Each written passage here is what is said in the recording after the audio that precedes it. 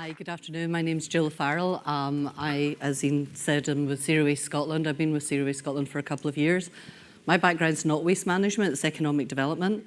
And what really attracted me to Zero Waste Scotland is we're a nationwide organisation, we're Scotland-wide, and our job is working with partners across Scotland to identify circular economy opportunities and help to realise those opportunities. And that means this whole movement about stop looking at waste as waste and start looking at it as a valuable resource. And our role with the Deposit Return Scheme has been to provide advice to Scottish Government, expert advice in the form of my colleague David, Emily, Carmen, Louisa and others who are learning no more about DRS than the rest of us put together, but also to help put that in the context of the circular economy and how we can start to change behaviours across Scotland about how we view single-use throwaway items, which is a key component of the circular economy. So this shouldn't be a surprise. We've not exactly been mugged when it comes to Deposit Return Scheme. Primary legislation was laid by Scottish Government through the Climate Change Act way back here in 2009, and that gave the Scottish Government the powers to introduce a deposit return scheme. Since then, momentum's built with things like the Zero Waste Plan being launched and the carrier bag charge being implemented. And then since 2015, Zero Waste Scotland worked with stakeholders, consulted broadly across Scotland and released research about what a deposit return scheme could look like in Scotland. The 2016, the Circular Economy Strategy, Making Things Last, was published, and within that was a commitment to exploring a deposit return scheme. And in 2017, DRS was established as part of the programme for government, the Scottish Government's plan for the year, at which point Scottish Government pulled together Zero Waste Scotland and SEPA to start to put together a 5-case business model for the deposit return scheme. So that's following the Treasury guidelines for major programmes to help understand the strategic, social, economic, commercial, financial and management case for a major change initiative. In 2018, we conducted, with Scottish Government led, the consultation on the deposit return scheme. We were in every single local authority in Scotland, some more than once, and Scottish Government published the responses of that consultation and we published the outline business case. Then in 2019, the Implementation Advisory Group was established, and there's many members of that here with us today. And in February, just 2 weeks ago, the Cabinet Secretary announced the plan to the Scottish Parliament, and at the same time the full business case was published, which I know some of you have read. In terms of the investment objectives for the scheme, the aim here is to make it as easy as possible. So there's over 17,000 sites across Scotland where you can return materials. It's ambitious. It's talking about over 90% capture rate for the materials in scope. And you'll be able to, the bottom line is it should be as able to return an empty container as it is to buy the drink in the first place. Back to the CAPSEX borrow that bottle line, which I'm sure we will hear more of in the future. This should be straightforward and easy because it's about helping people to change behaviours. So the easier, people generally want to do the right thing. This is partly about helping people to do the right thing, make it easy, make it accessible, make it easier than doing the wrong thing, like the cyclist I saw throwing an empty plastic bottle on the pavement this morning. Didn't quite manage to catch up with them. The purpose of this is about helping to tackle climate change. This deposit return scheme, if it's implemented along the lines of the full business case stage 1, will realise over 160,000 tonnes of carbon reduction per annum. That's the equivalent of taking 85,000 cars off the road in Scotland every year. It's a game changer for recycling. The scale of the targets that we're looking at, the quality of the materials that will be produced, be realised through this scheme are much higher than current levels, and it's circular. As I said, it's helping people to think about why am I only using this once, and if that principle applies to a PET bottle, a can or a glass bottle, why wouldn't that principle apply to things like coffee cups, all the other single-use items that we all have in our lives? So this is about helping to change behaviours. So it's got to be ambitious and it's got to be consistent across Scotland. It's about Supporting economic opportunities. As Dawn mentioned earlier, there is no PET reprocessing in Scotland. Our partners on the Implementation Advisory Group have advised us that that's something they'd like us to target, and I'll show you in a bit what we're doing about that. And it's also about communities. There may be communities where it's difficult to access return schemes. We hope not. But if there is, does that offer opportunities for local communities to offer some kind of return service? And it will be industry funded. This has got to be industry-led and owned. It is part, as John said in the Cabinet Secretary, of this extended producer responsibility scheme. So by being industry funded and industry run, we hope it will be as productive and efficient as possible.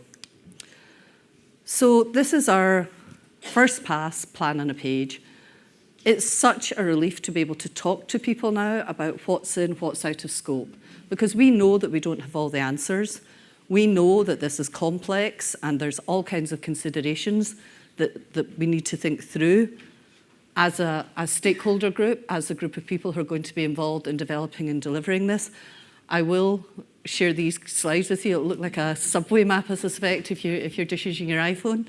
So what we're looking at here is driven by the legislative timeline, which is the top line. This is public sector financial years, so Q1 is 1st of April. So Q3 is end of this financial year is when we're hoping to have the legislation adopted. So that's when everything gets locked. The affirmative process, up to the affirmative process, is when a lot of the negotiation can take place, a lot of the conversations can take place. But once the regulations are adopted, that's it. And that's when you can start to see things like the full business case getting signed off, and the scheme administrator can be formed at that point. So up until and including adoption of regulations is when we're doing all of this design phase. And because of the timescales involved, ideally you would have design, and then in sequence you would have build.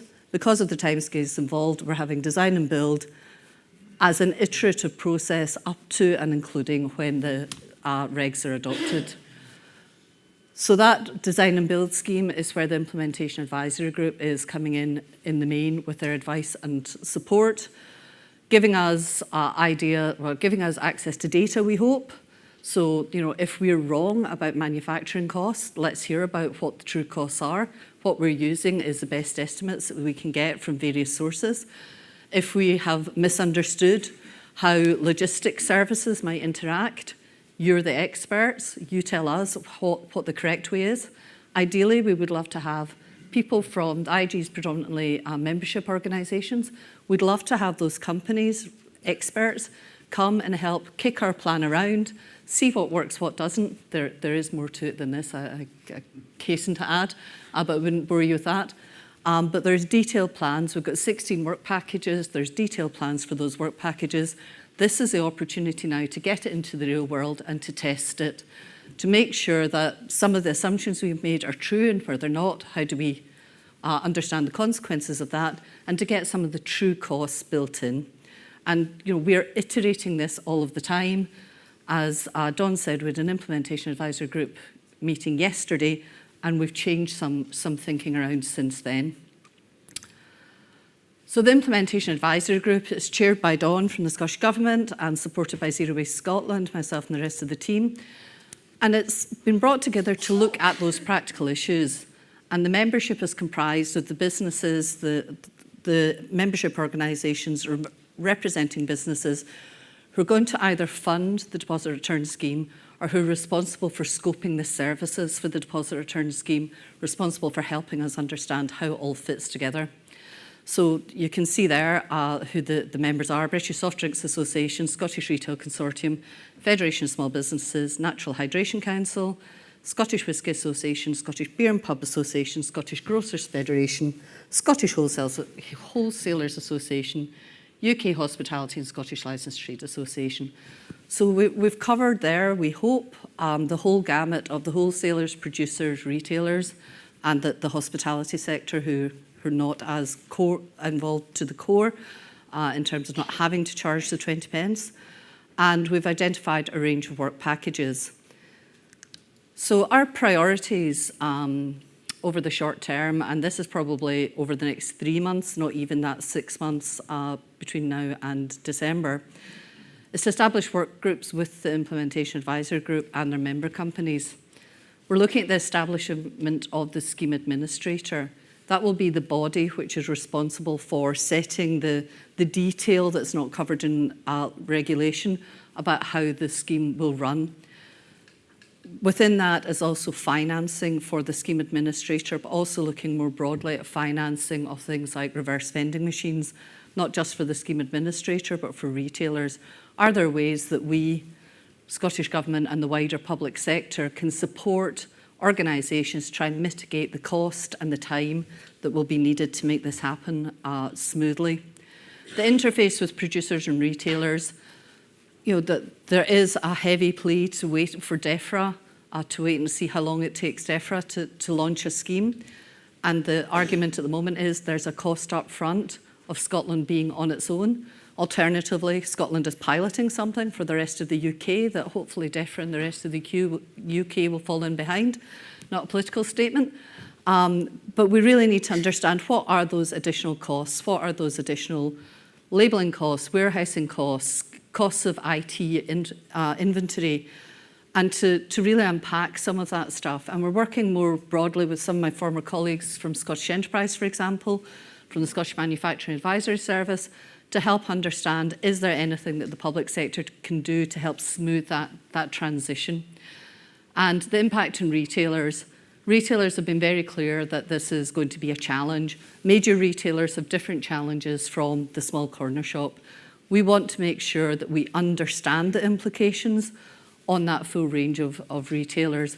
And just following on for the conversation yesterday at the Implementation Advisory Group, I think one of the things that we in Zero Waste Scotland have to do is look at how we can support broader communications to support retailers, so that the first time members of the public hear about a deposit return scheme isn't from the retailer. We were thinking that could wait until further on in the programme, but as I say, as a consequence of those conversations yesterday, we probably have to bring some of that forward. Further exploration, polite way of saying, let's get in a room and really understand one another's numbers and one another's position. The case for glass, that cuts across a number of things like the producers and the retailers. There's concerns raised there.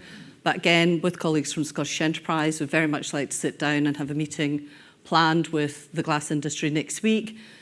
We're open book in terms of our numbers. We're very happy to share with anyone what our assumptions are, what the costs are that we're using to calculate these benefits. And as the glass industry is very willing to engage, so let's sit down and have those conversations and really understand each other's positions better.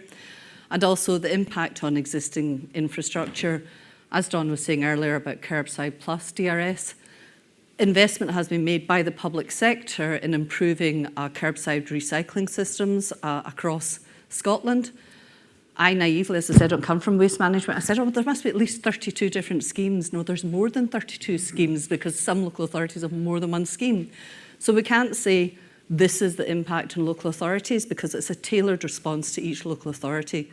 So by the end of June, we'll have undertaken pilots with 6 local authorities to understand what's the impact on 6 very different local authorities, and then sit down with Scottish Government and COSLA and consider what should our response to that be, either from a policy perspective in the medium term or from general support. And finally, the private sector waste management.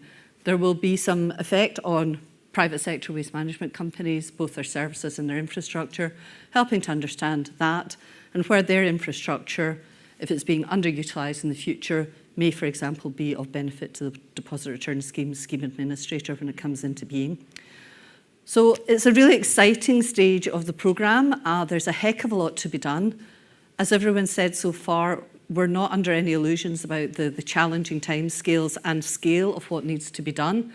But this is now our opportunity to really test this, to really try and break the model, see where the weaknesses are and see what we can do collectively to try and release the deposit return scheme for Scotland in short order.